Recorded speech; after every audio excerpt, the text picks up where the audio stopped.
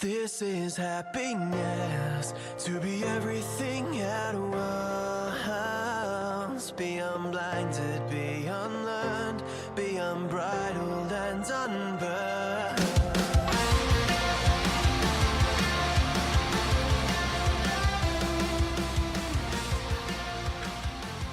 Hey everyone, and welcome back to a brand new episode. If you're playing along at home, a brand new week of Mood Prep. My name is Dave Nixon, and today we're going to go through one of Eminem's better songs, apparently, Don't Lose Yourself. Is that what it is? About mum spaghetti or something? I do like Eminem. I sound like a fucking 50-year-old. What's that white rapper man? What's his name? Anyway, Don't Lose Yourself. And what do I mean by that? We're going to sort of pull it apart a bit today. And we'll sort of see where it kind of goes and see what I can pull forward from it. I've got a few thoughts on the subject. And what I'm really talking about, and to put this into context, is don't lose yourself trying to save someone else. Now, that doesn't mean that we shouldn't be compassionate and we shouldn't, maybe sacrifice parts of our life for a longer, a long-term view, or you should just give up on someone. That's not what it is at all. It's sort of recognizing, where our energy goes and why our energy may go there. I mean, that's another big conversation that sometimes is kind of missed, because we often give our authority to somebody, and we really care about this particular person, but we may not really dig down and understand why we give our power to that person. And then we got to look at going, hang on a sec, has this been a repeat in my life? And is there not just occurrences, because you don't look for occurrences, you look for patterns. Now, continual occurrences sometimes look like patterns, but has there been particular patterns in my life that kind of show something here? And this is what's really, really interesting, because a lot of people think that they're free. And unfortunately, for a lot of us, it's not until we do a lot of depth work on ourselves that we start to realize that we're actually like jailed. We're actually handcuffed to memories, right? Or occurrences that happened in the past. We're like trapped to the fuzzy dogma that we call memories or our story.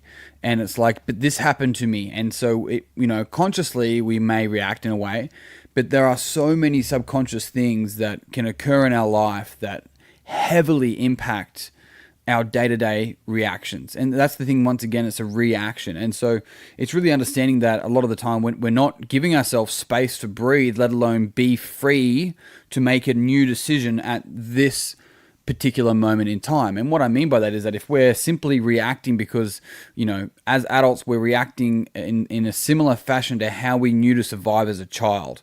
And that could be in the home life, that could be on the playground, it could be on the football field, but we're still running very, very similar patterns. And this is where it's really dangerous. And this is why it's also really dangerous to pursue a goal that you had when you were 12 or younger or whatever. It doesn't mean you shouldn't. It means you should continually pull it apart and change your trajectory if you need to, because what's really crucial here, and this goes both with goal setting and reactions, is that 12-year-old you doesn't fucking know better than 30-year-old you.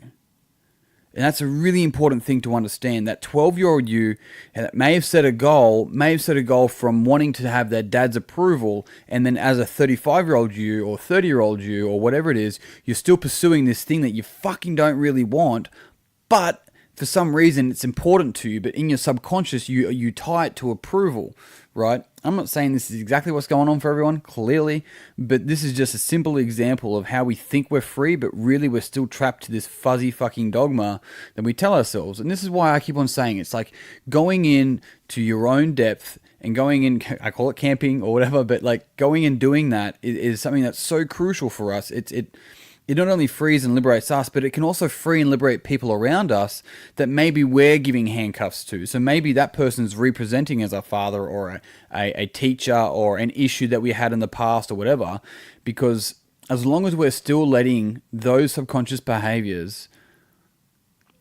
dictate our behaviors today, then we're not free. And this is what's so crucial about it, is understanding that if we're losing ourselves in order to try and save someone, right? So we can help them, because then we feel good. So we're not actually doing it for them, we're doing it for us. This is a really fine line, and this is why context and intent is so fucking crucial. And we need to learn how to be so honest to ourselves and about ourselves and with our own behaviors and intentions, and sort of see what parts of us are fat that we can cut off, not visceral, like I'm talking actual metaphorically. And so that we can actually start to look and make sure that we're not carrying this excess garbage that we call us. And it's not us. It's things that we have created to learn how to adapt to the world that is no longer a part of the world that we live in today. So if you go and you're trying to save someone, some people don't want to be saved. But they'll sit there and they're flailing their arms around and they're complaining, but they don't want to be, they're not yet ready to be saved. So don't fucking lose yourself in the pursuit of saving someone else to feed some sort of dogma that you have told yourself your worth is behind based on childhood patterns. And I know that's kind of deep and shit or whatever, but it's really worth spending time and dictating to, like, digging deep rather to yourself and on yourself, and get a coach if you want. Read some friggin' Carl Jung or some Enneagram shit or whatever it is for you. You want to go meditate, I don't mind. Like, clearly I don't mind, but it's understanding that there's more to us than meets a service. And if you have somebody who does go and question these things, that does, they don't know where to start, but they start. And that's the beauty of it. Like, you get that person and you get the person that doesn't do this. And I want you to think about the person that does do the depth work, at least a little bit a day, every day. 10, 20, 30 minutes. I don't care, right? Whatever it looks like, because it's different for each person. But let's look at that. Think about where they're going to be 10 years apart. 10 years down the road, where they're going to be. The other person that's like, fucking told you we weren't going to get anywhere. At least one person was optimistic. But the reality is that's not the case at all. We start to shell away all this like hard shell of just things that are like keeping us exactly where we are while we complain that we are where we are. And this is where I've said before and mentioned that more often than not, suffering is the last thing human beings will let go of. So we've got to be careful, and we've got to look at this whole circumstance and going, hang on a sec, has somebody tried to save me, but I'm too busy letting my pity party be a part of my story to be able to see that help and actually move forward. And if you haven't, the codependent patterns is something that I teach in my seminars, and understanding, and people call it a human interaction model, but the codependent patterns can also be, people can become obviously codependent on alcohol, caffeine, some sort of routine before playing sport, like, it's not just humans, but the easiest example is humans, because at the bottom of the codependent, which are codependent patterns, is your victim, aggressor, and rescuer identities. And what happens is that each one of these identities, if they stay in that drama cycle, they actually need the other two around. So they'll keep the other two around. That's why some people who are victims go back to a similar pattern. I mean, I'm fucking simplifying this. Come on, give me a break. But bear with me. That's why you might see people stay a victim to things, even though they know. But it's because they've got some work to do. It's not as simple as just showing some sort of objective solution at it. There's other subjective components going on. But if that person's ready, if they've had enough and they want to let go of that dogma, then they can move forward. And this goes the same for every single one of us in every single fucking facet of our life. And that's why I keep on saying, it's like, do your own work. It's, people complain about, self-help books. Firstly, I never call them fucking self-help, for one. But two, who else's job is it to help you? No one was put on this earth to help you. That's you. No one's coming to save you. That's you to do. And then when you do it, other people see that shit and they're like, fuck, maybe I can do it. That's how you save someone.